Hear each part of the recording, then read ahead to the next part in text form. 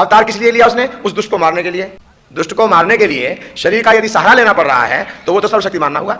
जो परमात्मा जो बिना शरीर धारण किए इतने बड़े विश्व को बना सकता है, बिना शरीर धारण किए पहाड़ों को बनाता है, बिना शरीर धारण किए सूर्य को बना रहा है, बिना शरीर धारण किए सब हमको बना रहा है, कण कण में बना रहा है, तो उसको किसी को मारने के लिए शरीर धारण करने की क्या आवश्यकता है? अगर शरीर का सहारा लेना पड़ा तो सर्वशक्तिमान नहीं रहेगा। हमने एक बार यह प्रश्न किया कि मान लीजिए भगवान राम अवतार थे, तो एक बार बताओ, जब सीता चुराई गई तो बन बन भटके कि नहीं भटके? रोए भी, बहुत दुखी हुए, और रो करके कहां तक विलाप करते हैं, कहते हैं हे वन के वृक्षों तुम ही बताओ मेरी सीता कहाँ है। पक्षियों से भी कहते हैं पक्षियों तुम्हें बताओ मेरी सीता कहाँ है। बंधु एक बात बताओ, जब वो परमात्मा है वो तो सर्वव्यापक भी है, कण कण में है। जब वो कण कण में है तो उनसे पूछो भाई कण कण में तो है, तो उसे क्या जरूरत थी ढूंढने की? हाँ वही मैं उत्तर देता हूँ, एक मिनट, बड़ी सुंदर बात है, बड़े ध्यान से समझिएगा।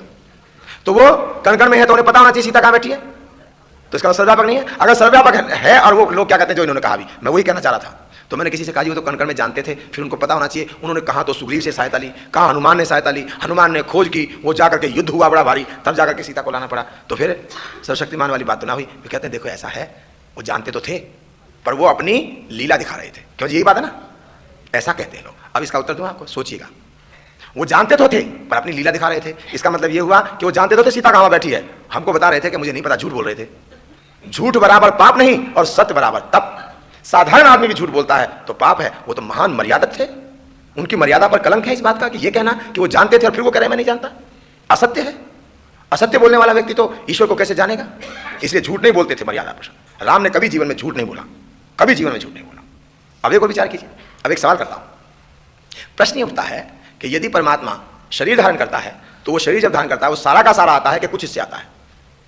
यदि हम कहेंगे सारा आ जाता है तो सर्वव्यापक का गुण समाप्त हो जाएगा। शरीर में सारा आ गया तो ये दुनिया खाली पृथ्वी नहीं है, ये पृथ्वी दुनिया नहीं है, लोक लोकांतर है। पृथ्वी से 13 लाख गुना बड़ा सूर्य, इससे असंख्य बना और पिंड है। इसलिए तो परमात्मा सारा का सारा आएगा तो सर्वव्यापक नहीं रहेगा। और यदि हम कहेंगे कुछ हिस्से आएगा तो जिस वस्तु के टुकड़े हो जाते हैं वो अनादि नहीं होती। कुछ हिस्सा आता है तो अनादि गुण समाप्त हो जाएगा, सारा आता है तो सर्वव्यापक गुण समाप्त हो जाएगा, सारा आता है तो अंतर्यामी गुण समाप्त हो जाएगा। परमात्मा तो अंतर्यामी भी है।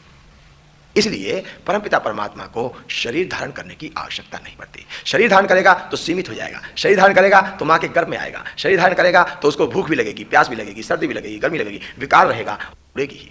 इसलिए शरीर के बिना निराकार अवस्था में सर्वत्र सदा अब नित्य जो परिवर्तन से रहित है, सदा एक रस रहता है। परमात्मा के असंख्यों नाम है। लोग कहते हैं कि परमात्मा एक रूप अनेक, ऐसा नहीं है। परमात्मा एक गुण अनेक, परमात्मा के रूप एक ही है लेकिन गुण अनेक है, रूप अनेक नहीं है, गुण अनेक है।